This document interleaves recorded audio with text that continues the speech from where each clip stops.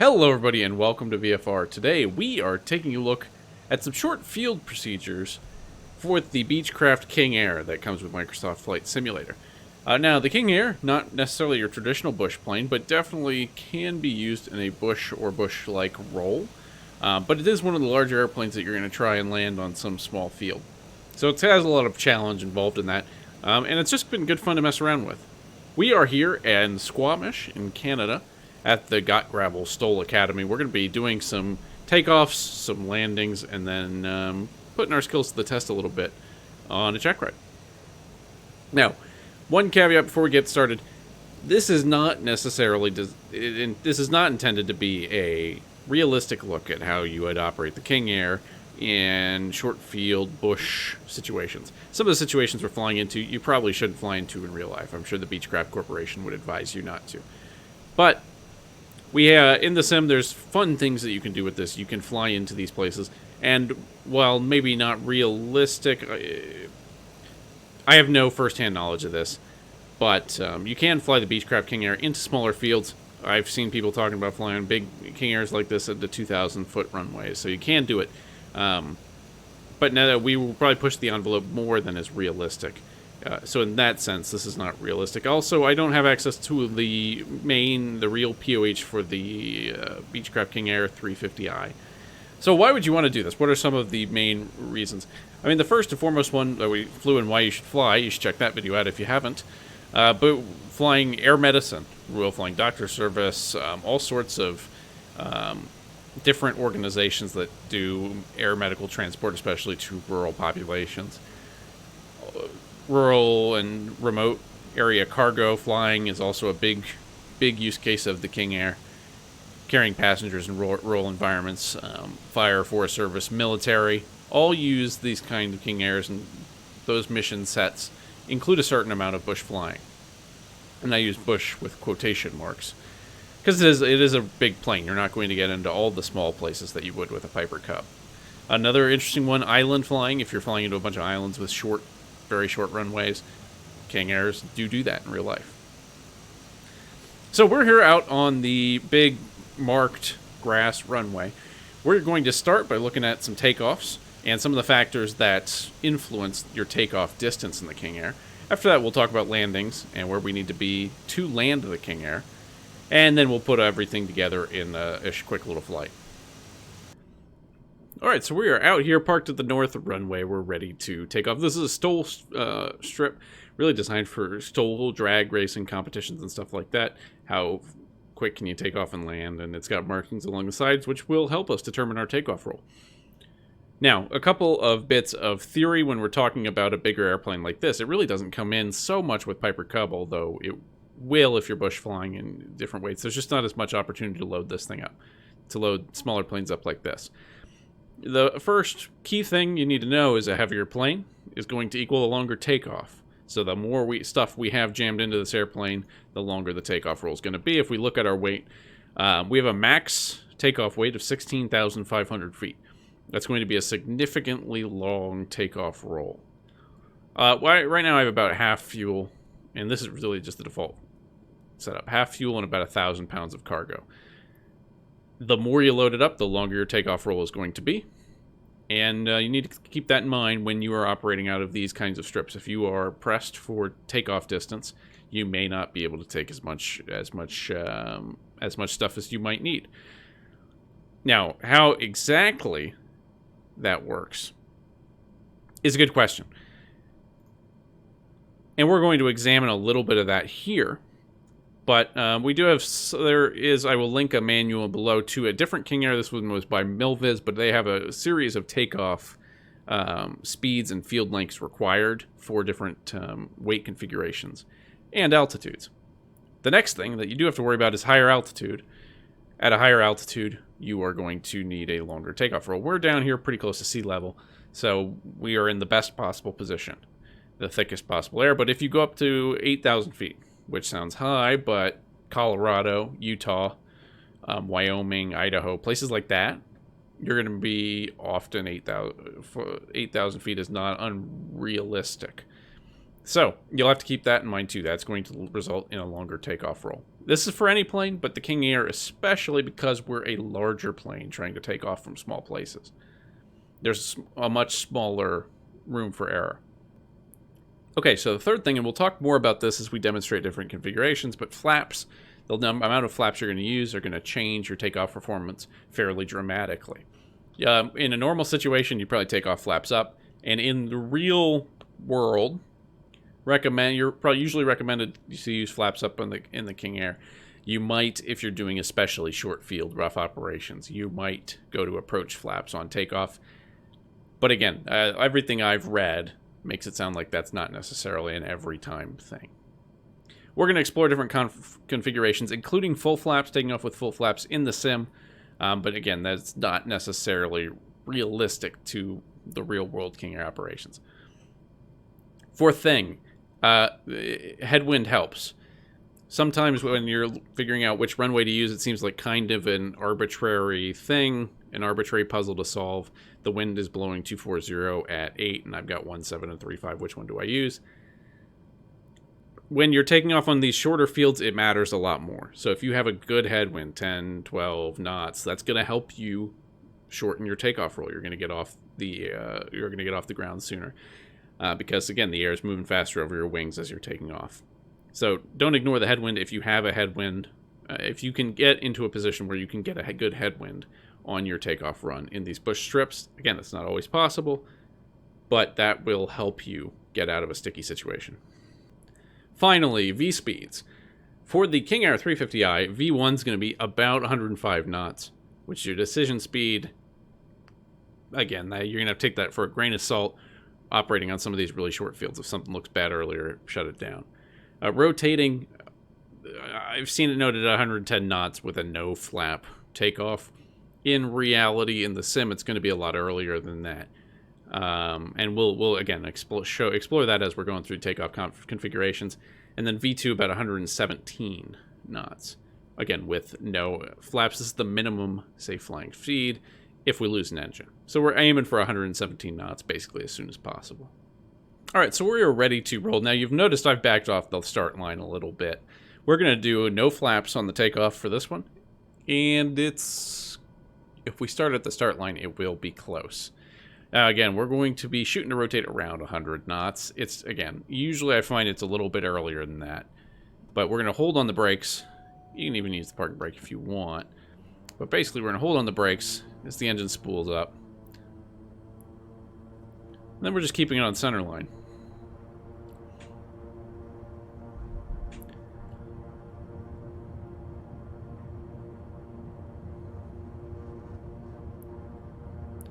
That's about 80 knots, 90 knots here with no flaps in.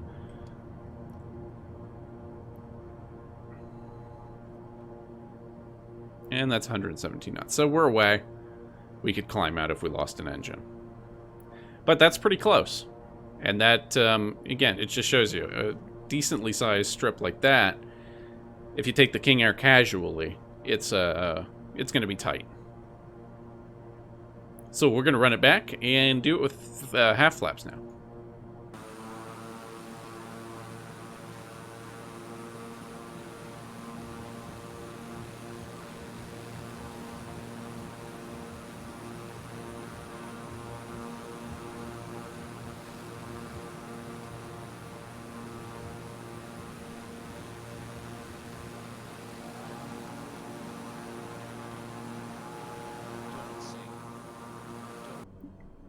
Alright, so if you watch the replay on that takeoff, you'd notice that, first of all, we're on the ground a long time.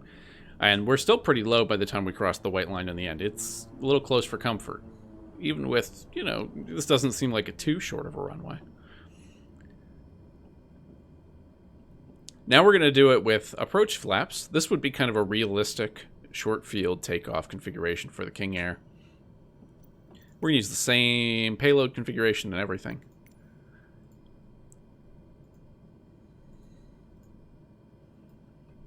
Takeoff procedure is going to be the same. We're just going to throttle up, hold on the brakes.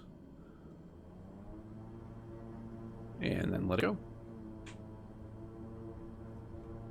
Now, I anticipate rotating at a lower speed. And, yeah, it will be climbing out probably more aggressively. It's probably 70 to 80 knots. Just rotating. And we're away, gear up. And we'll bring the flaps up and just try to get to 117 knots. Don't sink, don't sink, don't sink.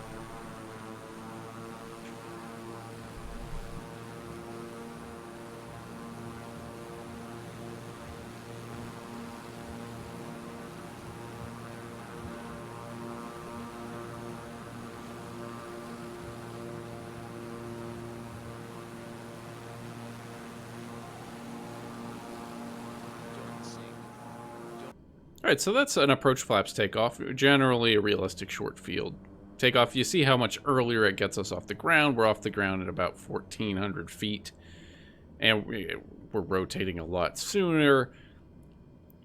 It's more comfortable for this particular field. That's a perfectly reasonable climate. Now, if you need something more aggressive, and I say this with the more than a grain, with like a heap of salt. Generally, we take off with one notch of flaps, a little bit of flaps, because that is an optimal trade-off between the lift and drag produced by the flaps.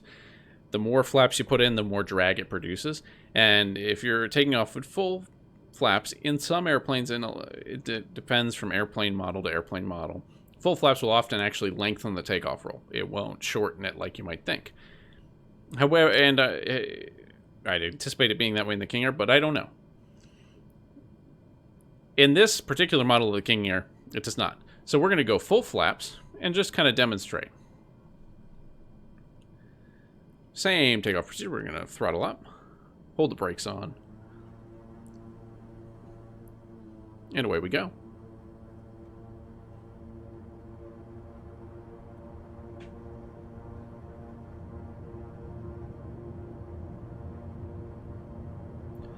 And see, it's rotating on its own. I'm not actually giving any stick input. We're away. Coming up.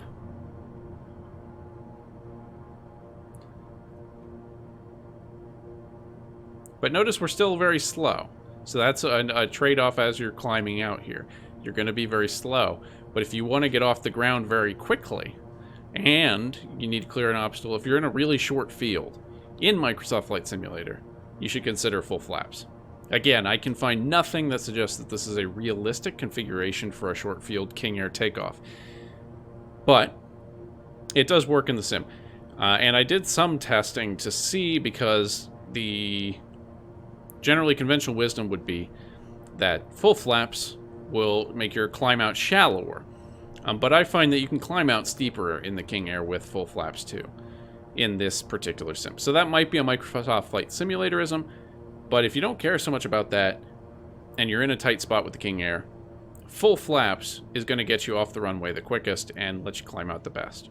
Again, can't vouch for the realism, and that's not what we're talking about here. But if you're flying bush planes in Microsoft Flight Simulator, want to get the King Air in absurdly short fields, that's probably a good tool in your tool belt.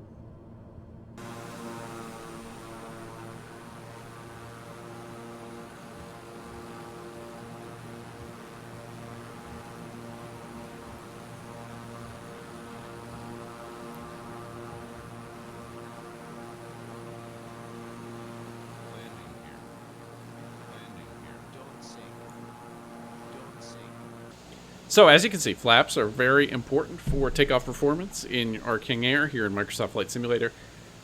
I generally would recommend approach flaps if you have a reasonable amount of runway, 2,500 feet or more. Approach flaps should be fine. If you really are in a tight spot in the squeeze and you need extra oomph, especially if you don't have obstacle clearance, but even if you do, full flaps is an option in the sim. Again, can't vouch for realism, but it is a good option in the sim, and it will get you off the ground a lot faster, and you'll be higher when at the end of the run. So I basically did these tests and found you'd get off the ground about 300 feet shorter than with approach flaps, and you'd still be about 50 feet higher at the end of this strip. So crossing the white line, you could climb up about 50 feet higher too. Alright, so next we're going to do landings, and to practice our short field landings, we got to go somewhere with a really long runway. We're going to head over to Vancouver real quick. Alright, so welcome out to Vancouver International Airport. Nice long runways here. Now you might be thinking to yourself, I clicked on this video to watch short field procedures. This is not a short field, this is a pretty long field. You're right, it is. But this is the best place to practice hitting the numbers that we need to hit and practicing our approach to really nail our short field landings. Throughout this exercise, we're going to be aiming to land on the numbers. I want to put my wheels down on the numbers, and then we want to go into stopping the airplane. Really, we want to be at the slowest possible speed we're comfortable with, hitting the numbers to do a really short landing in the King Air. It is very easy to come in pretty fast. And again, at a big runway like this, a big airport, or even a medium airport, you really don't notice. And you're not really paying that much attention to the approach speed. You might be pretty fast, and again, it'll take a while to slow down. But when we're talking about short field in the King Air, every knot is going to count. And that's kind of why this is an interesting exercise. So we're going to take off here, join the pattern, we'll make a right traffic, we'll fly right traffic, and set up an approach about from 1,000 feet. Now, the other thing before we take off, you do have a reverser on the King Air. If I click my reverse button, it will activate the reverse thrust in the propellers. It's not much, but every little bit will help. Now, I have that bound to the decrease thrust bind. So as I hold down my, I have it set as basically one of the secondary triggers on my HOTAS. As I hold that button down, it activates reverse thrust. I like that. I find that that works best in this particular airplane based on how you're landing.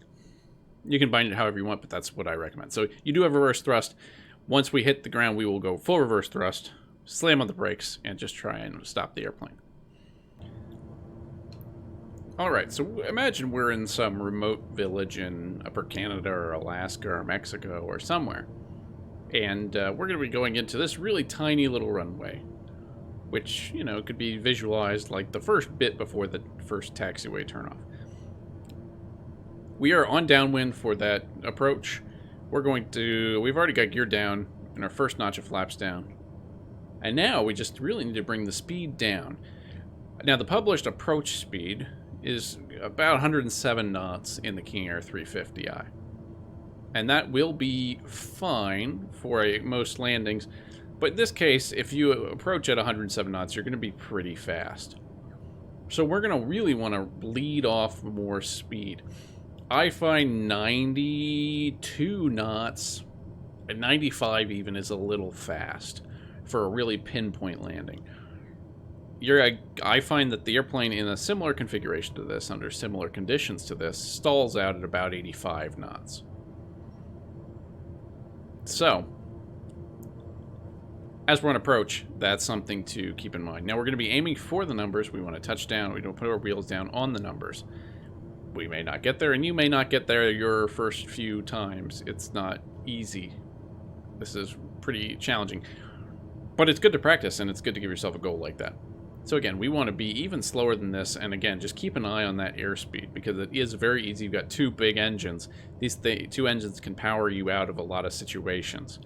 It's a good thing to have on your side, but in this particular case, if you make your base turn and look down and go on 130 knots, you're not going to make your final approach, and you shouldn't even push it. And that brings me to another good point. Our first option is always going to be going around. If you don't like anything about the approach, like here we're a little low now because I'm talking. But if you don't like anything about the approach, go around. Full power, flaps up, gear up, we'll go around. That's always your first choice. That's a lot cheaper than a new pair of pants for trying to force a landing in there, or, you know, a new virtual plane. Alright, so we're going to turn final.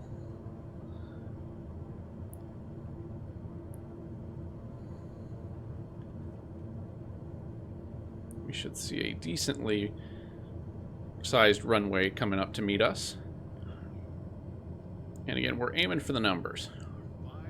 So I'm up here now at 105 knots, which, and again, a normal approach speed would be pretty good, but we're really trying to maximize landing performance here. So just letting that come down even a little bit more, 95.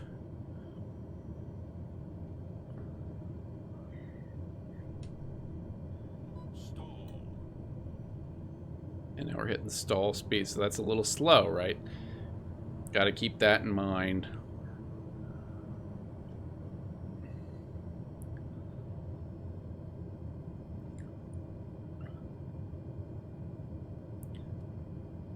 Alright, so we're with threshold, power off.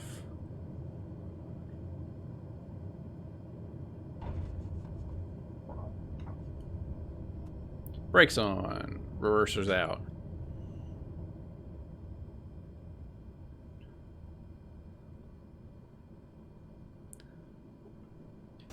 Let's take a look at where we ended up.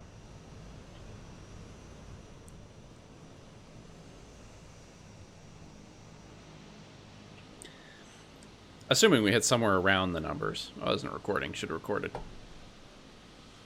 Not bad. But again, that's going to be pretty tight for a 2,000-foot runway.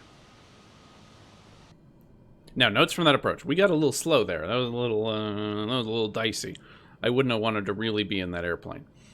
So again, you want to keep that speed up, but really ride that edge. You really want to ride the edge in the stall speed. Once we got down, there was a little bounce, and really you want to plan it firmly.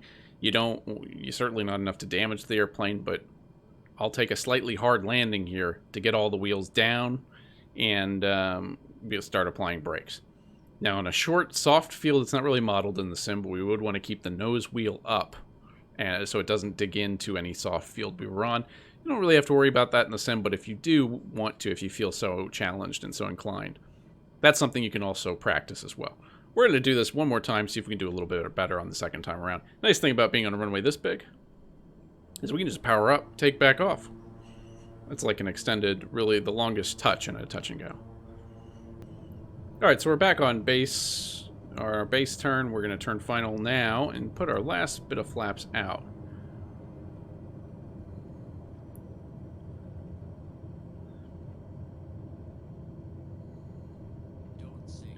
Now, we're a little high according to the poppies. That's okay. It's probably a little bit.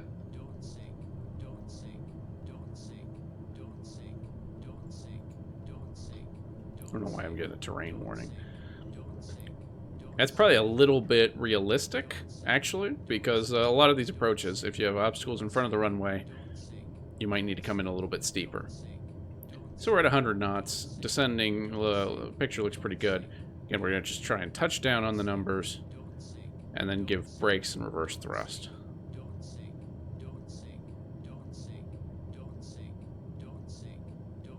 And I'm not all the way out of the power yet.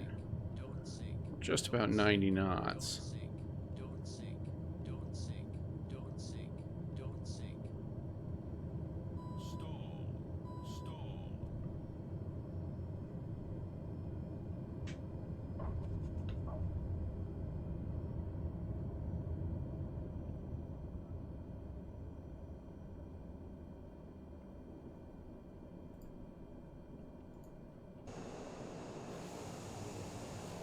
So again, not too bad. We're really riding that stall limit. Again, in real life, I don't want to be in this plane.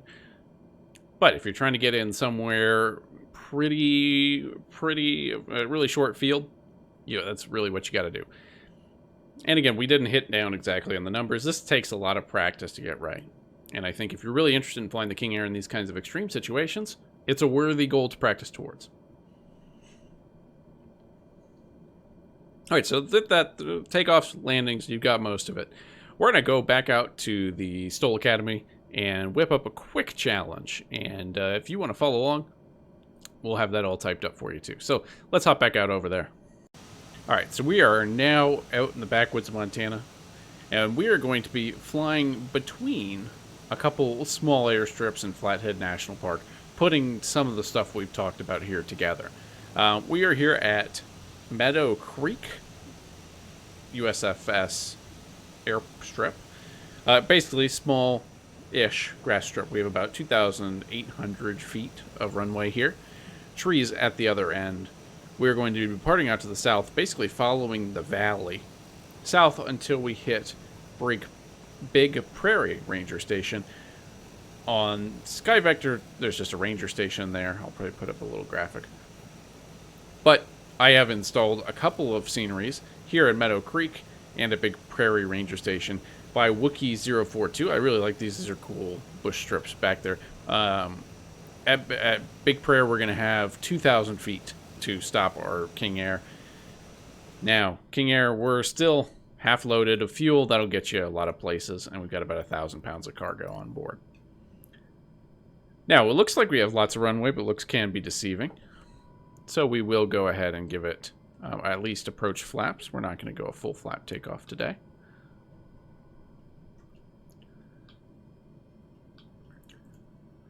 Make sure our pitot heat is on. And again, we're just throttling up, holding on the brakes.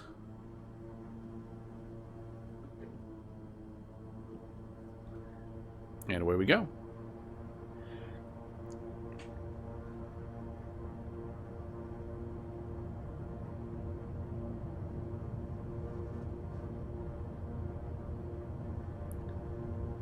That's 70 knots. We'll rotate about there.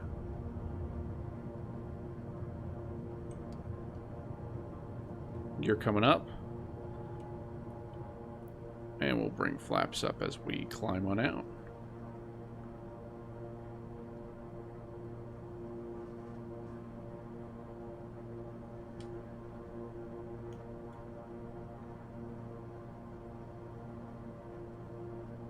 And now we're just going to follow the valley until we hit Big Prairie Ranger Station. It's going to be tough to spot, but we should be able to basically make straight in after we make a pass. We're going to be landing to the south.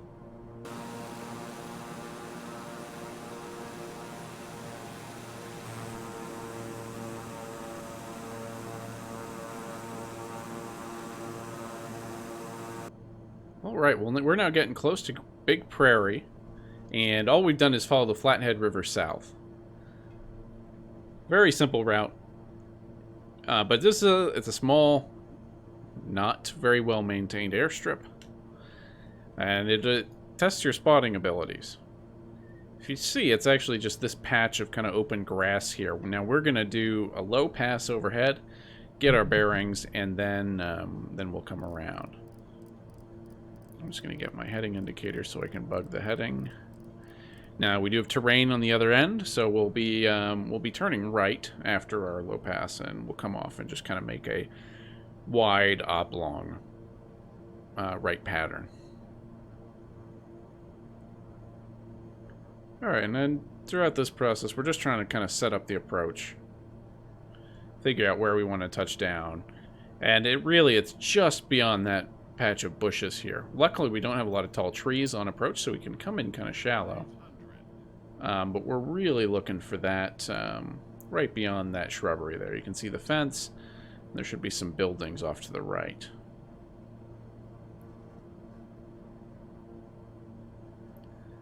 All right, we'll bring the power back up.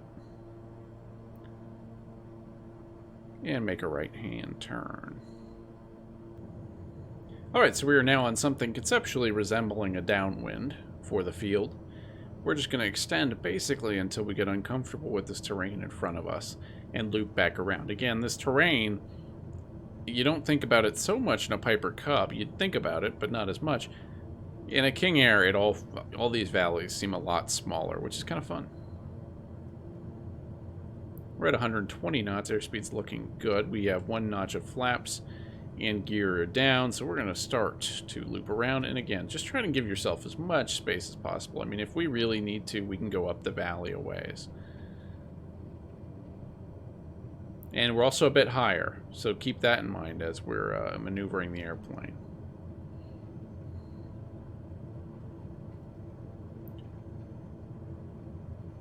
And we're now over the river.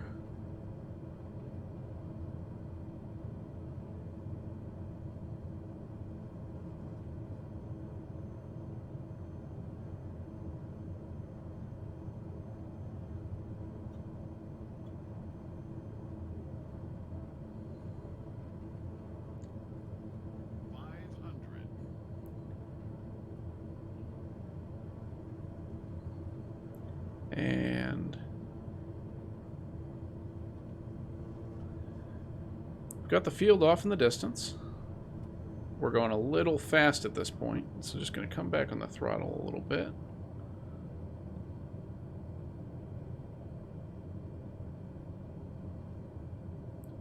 And I don't like it. We're waving off. Flaps coming up, gear coming up. We're going to go further up the valley and give ourselves a nice longer run in. Alright, so we've retreated up the valley a little bit just to give ourselves some more time and space. We're going to start turning in now. If you notice, the magenta line kind of follows the Flathead River below us. So as we turn in, the Flathead River should take us right to the field. I also wanted to be a little bit higher than we were on that initial pass, just so we can spot the runway a little bit sooner and a little bit easier.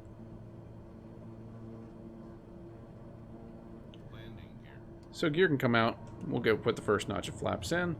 Last thing, don't forget that second notch of flaps. We're even a little bit too high right now, but that's okay.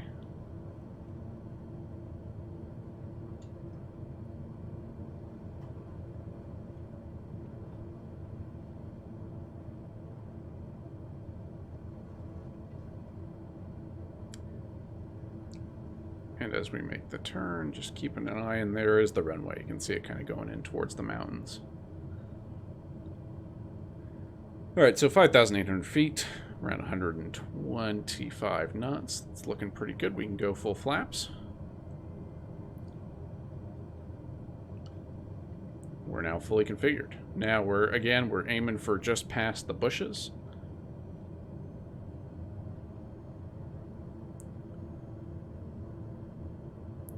And we're sitting at 104 knots. Now, if we have to go around, we're going to be going very slowly. We'll be down in the 95-knot range.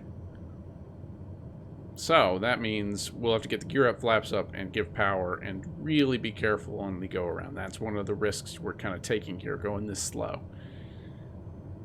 We are not going to have a lot of airspeed if something goes wrong.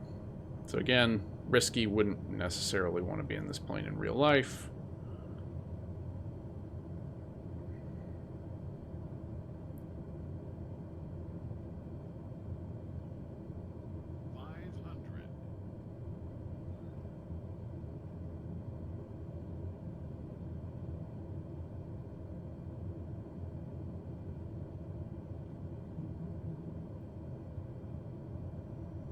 We are coming down a little faster than I would like.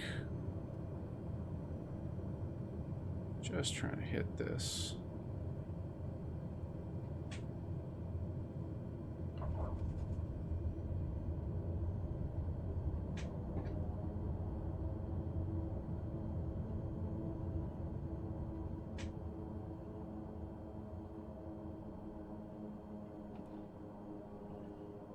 All right. We'll just roll down the hill a little bit. So we're on the ground. Not too bad. I bet you can do better. You absolutely can do better. You practice this, and I think you can really nail this. I've nailed it before the trees before, but yeah. So what we did there, we were coming in a little too fast in the vertical speed, and yeah, so we were just coming down too fast, and we just didn't have time to really bleed back the rest of the airspeed we had. So interesting. Keep playing around with this. This is a fun little flight that you can do. Again, I am no expert. This should certainly not be used for real flight instruction or advice. And frankly, I'm not sure it should be used for sim flight instruction or advice. So, hope you've enjoyed this. This is just kind of a fun way to look at a little deeper at some of the default airplanes and what we can actually do with them, how we can get more performance out of them, how we can push these airplanes. It's a lot of fun. I've had fun making it. So, yeah, if you have any questions, comments, ideas for other airplanes, other challenges, drop them in the comment section below. As always, this is MidVFR. Take it easy, y'all.